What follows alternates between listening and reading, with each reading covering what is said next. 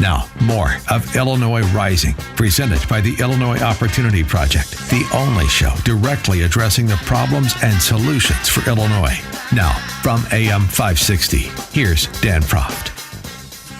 Welcome back on this special pre-election edition of Illinois Rising. Closing arguments from state legislative candidates and a closing thought for me, even looking forward beyond November 6th. We've talked to Marilyn Smolinski from Northwest Suburban Cook. We've talked to Tonya Curry from Western DuPage. Now let's get the other side of DuPage County. And in order to do that, we're going to talk to Dr. Jay Kinzler. Jay Kinzler is running against Deb Conroy, again, a Democrat incumbent, Eastern DuPage County, Villa Park, Glendale Heights, into Glen Ellen area. And Dr. Jay Kinzler, transplant surgeon, who's been involved in local politics, Park District Board, first foray, and also ran in a Republican primary for Congress, first foray into state-level politics. And he is another one in a touch-and-go race, like almost every one of these Northwest Suburban and Collier County races are. Dr. Kinzler, thanks so much for joining us. Appreciate it. Dan, thanks so much for having me. It's good talking with you again, and thanks for that nice intro. Your opponent, Deb Conroy, this is another recurring theme. Your opponent, Deb Conroy, received more than $1.7 million from Mike Madigan over the course of her time in the General Assembly. So how have you fared going up against the Madigan money machine and one of his favorite daughters? Well, it's been really interesting, but it's also been fun, and it's a challenge. You know, they challenged me with pushing out the only Democrat in DuPage County, and so my job, I'm buttressing our east border. So my job is to push her back into Cook County to the east, and so far we're faring pretty well. As you point out, she gets hundreds of thousands of money from all the Madigan front groups, including Madigan himself, through the Democrat Majority Party and the Democrat Party itself. And the recent D2 that we just looked at shows all this money that's poured in places like the PAC that represents school superintendents, which isn't surprising, looking at what they get in salaries and pensions and benefits. They just knocked in $55,000 just in the last month. So this is a real kind of bellwether race. This is kind of the difference between, do you want to kind of continue to drive Illinois over the cliff, or do you want to put on the brakes and basically start with some reasonable reforms? So as we've talked about when I spoke with you before, you know, we're working on lowering property taxes, repealing the income tax hike, and getting rid of the Madigan corruption tax, which is just intertwined in all these rules and regulations that come out of Springfield. One of the nice things about your matchup is that both you and Deb Conroy have actual records on taxes. It's not just staking out positions, so there's something for voters to look at your record as a park board member and her record as a state representative, and if you would compare and contrast those records. Yeah, so, you know, I got in local politics in the Park District in Glen Ellen, and it had been run by pretty much a similar ruling class as we see in the state of Illinois. The group that had been in there had been in, I think, for 45 years. And we were able to crack that and eventually get control of that board, and then eventually I became president of that unit of government. And in the last 2 years alone, we've been able to actually reduce the property taxes by 33%.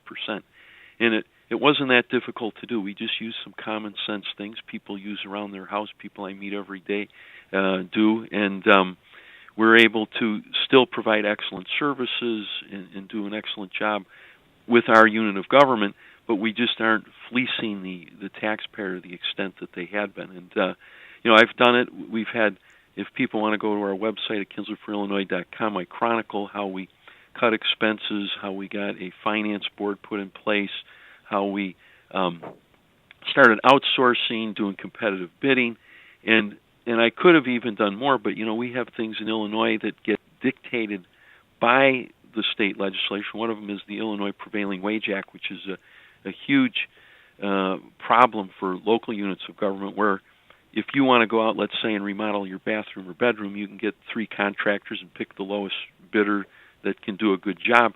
Where if you're in any local unit of government, forest, preserve, library, park district, village, etc., you have to follow these guidelines, which are just so onerous. You can't even get people to bid on these programs, and they're at for triple the normal going rate. So these are what I call the Madigan corruption tax.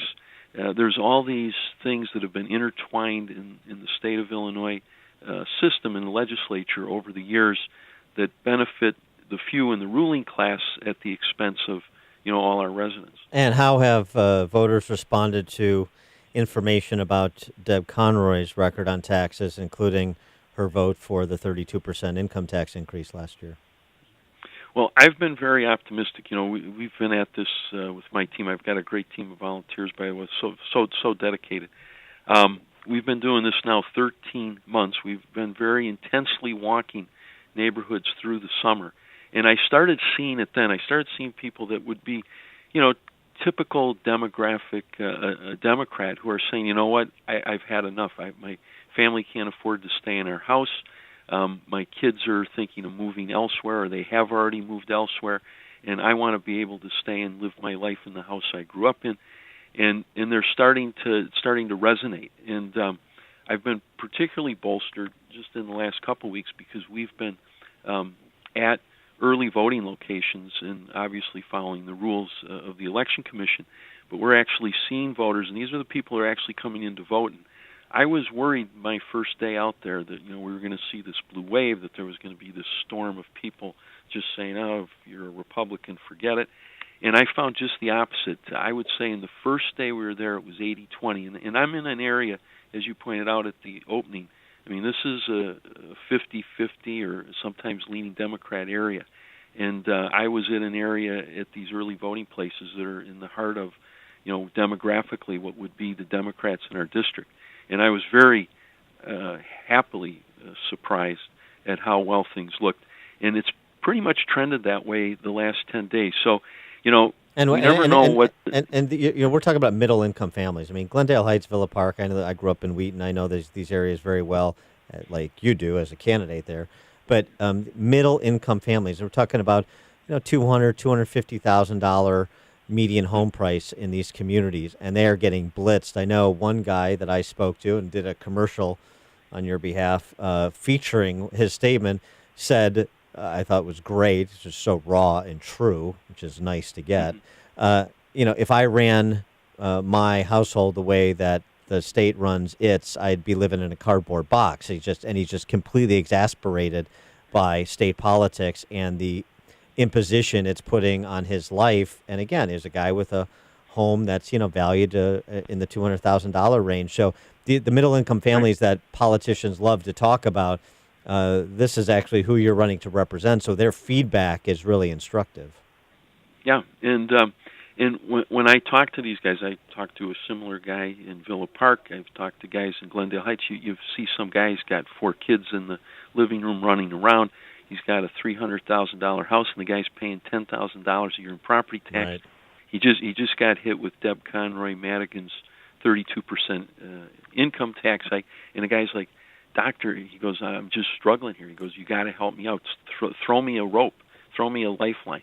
And I'll tell you what, Dan, I sometimes get angry when I see these guys because I realize these guys were my family when we were growing up. I came from a blue-collar family in Joliet. My dad got drafted into Korean War right out of high school. He never went to college. And so, and he was in a union. My mom was in a union.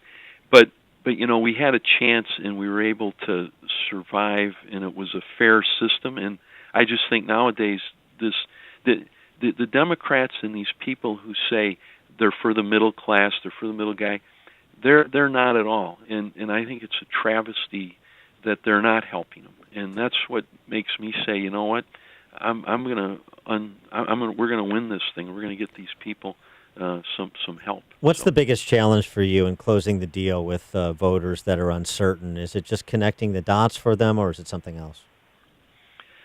Yeah, there's a lot of different issues. You have some people they come up to me and, say Trump is evil. That's their first opening statement when they see you as the Republican candidate. Right. You've got people that don't like Rauner. You've got people that say, well, if you get in there, you're not going to still be able to do anything. But what I kind of tell people is, if we can win this seat and just a few others, which we think we can do, we can actually depose Mike Madigan as Speaker of the House. Now, I'm a physician. The guy's in his mid to late 70s. My guess is if he's not Speaker of the House, he's not going to be around much longer, and this may be his last term, because he's not going to want to be, in the back seat of these legislative meetings and committees. So, I tell people we have to fight. This is, in my opinion, Custer's last stand, and some people have left already. Some people have one foot out the state, and I'm saying, give me a shot at this. Give us a shot, our team, because we've got some other great candidates that you mentioned at the top of the interview. These people are fighters. These people are warriors. And as being a member of the U.S. military, I'm a colonel in the Army Reserve, and I was just down at Fort Benning just as recent as April. I mean, I see warriors. I see guys coming off the battlefield, and that's what I'm seeing with some of these groups that are making a stand against the guys like Mike Madigan and Deb Conroy and these other ruling class politicians. And so I'm very motivated, and I'm starting to feel it out there. And I think anybody who thinks that there's going to be this blue wave and it's going to be the status quo, I think they're going to be quite surprised, and I think we're going to be quite pleasantly surprised come Tuesday.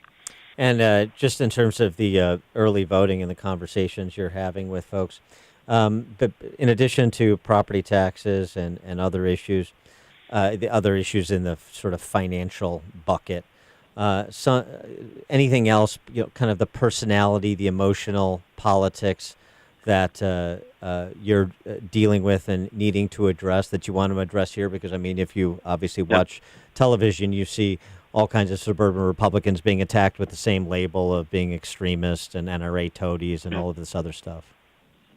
Yeah. Well, if you notice with all these commercials that are attacking us and my fellow candidates that are on our side, they don't have anything to do with the issues as usual. They're just these generalities that have no basis in fact. But here's what I tell people. One of the big things is we have a pension problem, and I tell people that the legislature in Illinois, it's a part-time job. When our founding fathers first had this great idea called America, they meant for you to go a couple of years, me to go a couple of years, the neighbor to go a couple of years, because quite frankly, a lot of people could do this job as representation of their community. And these current ruling class people have bastardized it. If my opponent wins this race, she will be fully vested in the legislative pension, which in Illinois is one of the most lucrative pensions. They'll be making her a millionaire. So we've talked about, do you want to make these people millionaires? I have taken a pledge, like many of the other warriors we've talked about today earlier, not to take a pension. I tell people, and I look them in the eye, and I say, I would be honored and I would be privileged to represent you, and I'm not looking for you to pay my retirement. That's not your job. I said, I'm doing this because I'm honored to do it, and so I have I've taken a pledge not to take a pension, and I will not take one. These other guys, we were looking at Deb Conroy's latest D2 in the last quarter. So she gets all this money in, and then we look at her expenses, and it's for her personal car lease and car repairs and Honda of Naperville, $450 for this and that. And, these people look at us, the taxpayers, as just a piggy bank and just how much they can extract from us. And they look at things just backwards, that you and I and many of the other candidates you spoke to already today look at things. This is a service. We're serving others, and that's why we got called to duty. And that's what I think people are finally starting to see. I've had so many guys say they just throw those mailers there. They all look the same after a while, and they've got a lot of money to spend. And we've done a grassroots effort, but I think we're cracking them, and I think we're getting through. So I can't wait till Tuesday, because I have a good feeling. There's good karma out there. He is Dr. Jay Kinzler, the website kinzlerforillinois.com. Dr. Jay, thanks for joining us, and good luck on Tuesday. Dan, thank you so much. Take care.